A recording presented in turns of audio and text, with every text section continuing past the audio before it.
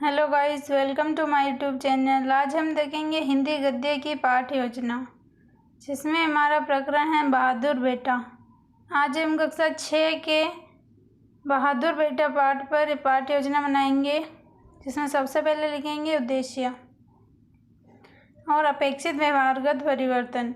जिसमें पहला उद्देश्य है अपना ज्ञानात्मक 3 भागों में डिवाइडेड है, जिसमें ए वाला है भाषा तत्वों का ज्ञान।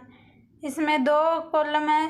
विद्यार्थी पाठ बहादुर बेटा में आए भाषा तत्वों का प्रत्यास्मरण कर सकेंगे, और दूसरा है विद्यार्थी पाठ बहादुर बेटा में आए भाषा तत्वों का प्रत्याभिज्ञान कर सकेंगे। फिर बी वाला है विषय वस्तु का ज्ञान। विद्यार्थी पाठ बहादुर बेटा की विषय वस्तु का ज्ञान प्राप्त कर सकेंगे। फिर सी है रचना रूप का ज्ञान। विद्यार्थी गद्य विधा में कहानी रचना के बारे में ज्ञान प्राप्त कर सकेंगे। फिर है दूसरा उद्देश्य अवबोध, जिसमें ए वाला है पढ़कर अवबोध करना।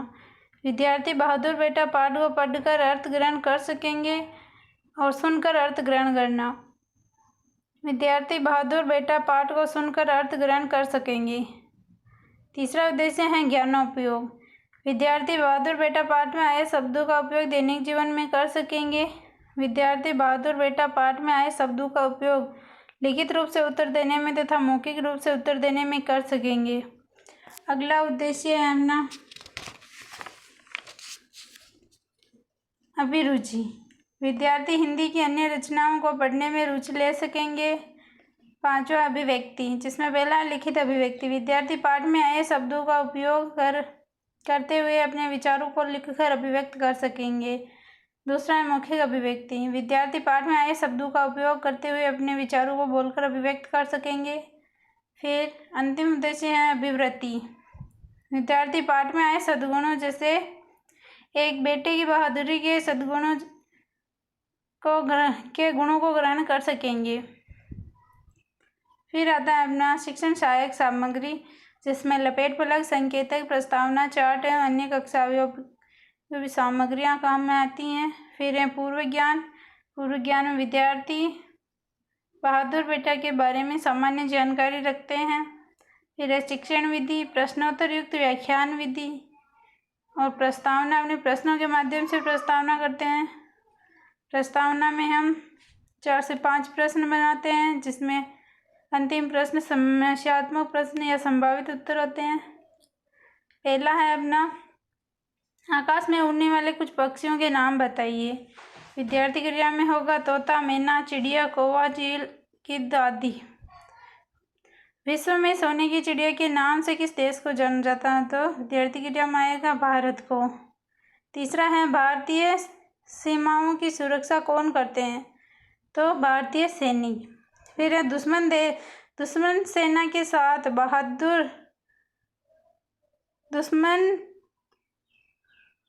सेना के साथ बराबर का लोहा टक्कर लेने वाले सैनिक को क्या कहा जाता है? तो इसमें सूरवीर, बहादुर, सूरमा, साहसी, योद्धा, हिम्मत वाला। फिर अंतिम प्रश्न है लेखक विष्णु प्रभाकर द्वारा रचित बहादुर बेटा कहानी के बारे में आप क्या जानते हैं? ये समस्यात्मक प्रश्न होगा या इनके संभावित उत्तर होंगे। इसके बाद अगला बिंदु है अपना उद्देश्य कथन। उद्देश्य कथन में हम अपने प्रसंग का नाम लिखेंगे। विद्यार्थियों, आज हम बहादुर बेटा पाठ के बारे में विस्तृत अध्ययन करेंगे। फिर है प्रस्तुतिकरण। प्रस्तुतिकरण में 4 कॉलम बनते हैं, जिसमें शिक्षण सोपान, छात्र अध्यापिका क्रिया, विद्यार्थी क्रिया और शिक्षण सहायक सामग्री या शामपट कार्य। जिसमें सबसे पहला है आदर्श वाचन, अनुकरण वाचन, अशुद्धि संशोधन, बोध प्रश्न, काठिन्य निवारण, ये सब बातें। तो सबसे पहला है आदर्श वाचन, जिसमें छात्राध्यापिका क्रिया में आएगा छात्राध्यापिका हाव भाव विराम चिन्ह के ध्यान में रखते हुए आदर्श वाचन करेंगी। और विद्यार्थी क्रिया में आएगा विद्यार्थी ध्यान पूर्वक सुनेंगे।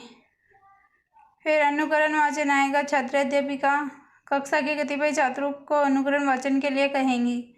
फिर विद्यार्थी क्रिया में आएगा निर्देशित छात्र अनुकरण वाचन करेंगे तथा शेष ध्यानपूर्वक सुनेंगे। अशुद्धि संशोधन, अनुकरण वाचन के दौरान छात्रों द्वारा बोले गए अशुद्ध शब्दों को श्यामपट्ट पर लिखकर शुद्ध उच्चारण करवाएंगे। विद्यार्थी अशुद्ध शब्दों को शुद्ध उच्चारण बोलेंगे तथा सहयोग करेंगे। फिर आते हैं बोध प्रश्न। छात्र अध्यापिका विषय वस्तु में से निम्न बोध प्रश्न पूछेंगी। बोध प्रश्न अपनी विषय वस्तु से रिलेटेड होते हैं। फिर आता है काठिन्य निवारण।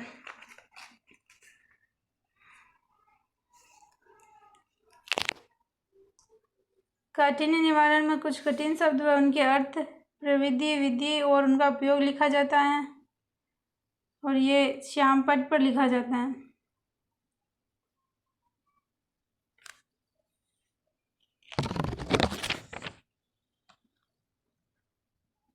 काठिन्य निवारण में छात्र अध्यापिका पाठ में आए कठिन शब्दों का अर्थ विभिन्न विधियों के माध्यम से बताएंगे या समझाएंगे। विद्यार्थी कठिन शब्दों का अर्थ समझेंगे और अभ्यास पुस्तिका में लिखेंगे। इसमें श्याम पट पर कुछ कठिन शब्द, उनका अर्थ, विधि और प्रयोग लिखना होता है।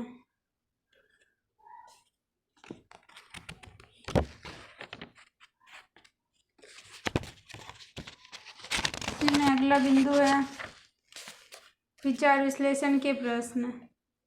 ये अपनी विषय वस्तु से रिलेटेड होते हैं। छात्र अध्यापिका निम्न विचार विश्लेषण के प्रश्न पूछेंगी, जिसमें 2 से 3 प्रश्न पूछते हैं और छात्र उनके समुचित जवाब देंगे। फिर है मौन पठन। छात्र अध्यापिका बिना होठ हिलाए हुए पढ़ने का निर्देश देंगी और स्वयं कक्षा में घूमकर निरीक्षण करेंगी। विद्यार्थी के निर्देशानुसार मौन पठन करेंगे।